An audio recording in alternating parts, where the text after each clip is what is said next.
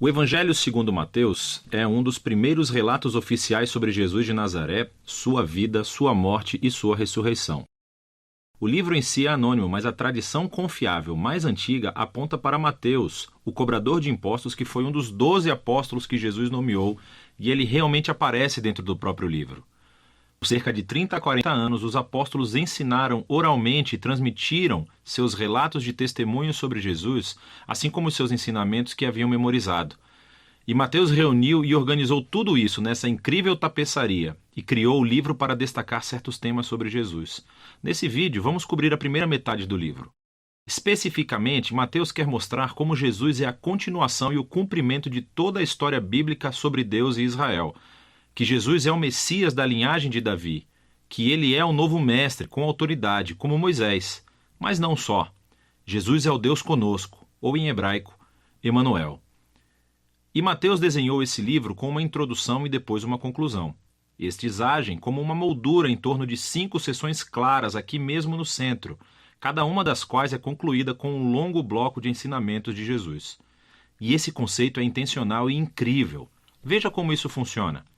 Os capítulos de 1 a 3 preparam o palco, vinculando a história de Jesus diretamente ao enredo da escritura do Antigo Testamento. Então Mateus abre com a genealogia de Jesus, destacando como ele é da linha messiânica do filho de Davi. E ele é filho de Abraão, o que significa que ele trará a bênção de Deus para todas as nações. Depois disso, temos a famosa história do nascimento de Jesus e como todos os eventos cumpriram as promessas proféticas do Antigo Testamento que as nações viriam e honrariam o Messias. Que o Messias nasceria em Belém, mas, mais do que isso, a concepção de Jesus pelo Espírito Santo, seu nome, Emanuel. Tudo isso trabalha em conjunto para mostrar que Jesus não é um mero humano. Ele é Deus conosco.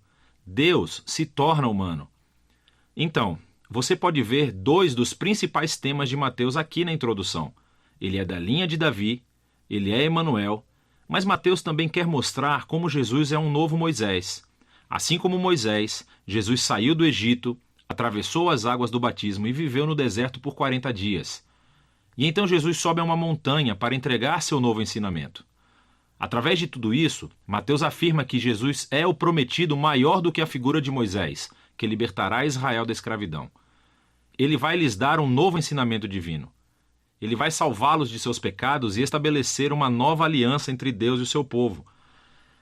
Esse paralelo entre Jesus e Moisés também explica por que Mateus estruturou o centro do livro da maneira que fez.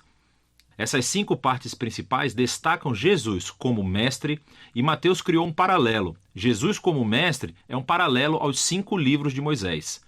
Jesus tem autoridade como o novo mestre da aliança que cumprirá a história da Torá.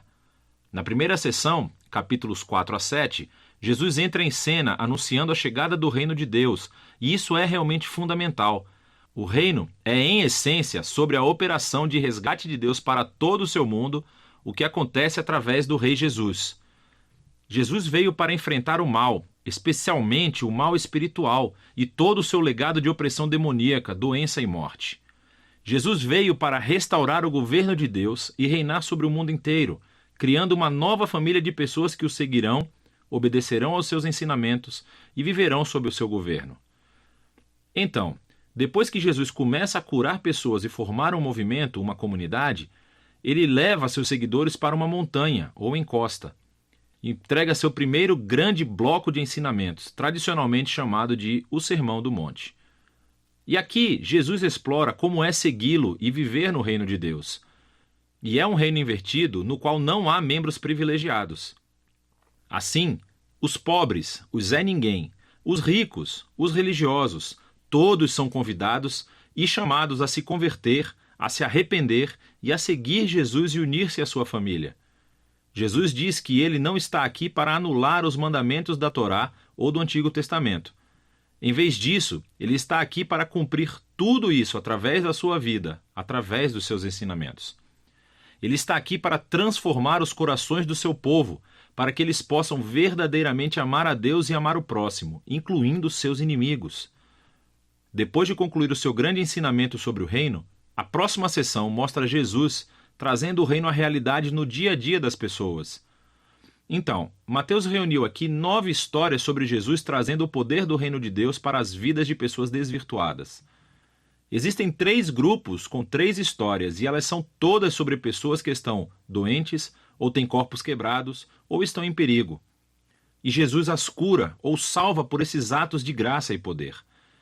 E então, bem no meio dessas tríades, encontramos 2 histórias paralelas sobre o chamado de Jesus para que as pessoas o seguissem. E aqui Mateus está enfatizando algo: que somente é possível experimentar o poder da graça de Jesus se decidir segui-lo e tornar-se seu discípulo. Depois de Mateus ter mostrado o poder do reino através de Jesus, Jesus estende o seu alcance, enviando os 12 discípulos que farão o que ele tem feito. E isso leva ao segundo grande bloco de ensinamentos, o capítulo 10. E aqui Jesus ensina seus discípulos a anunciar o reino e o que esperar quando o fizerem. Muitos entre Israel estão aceitando a Jesus e a sua oferta do reino, mas os líderes de Israel não. Eles perderão muito ao se arrependerem e se tornarem discípulos de Jesus.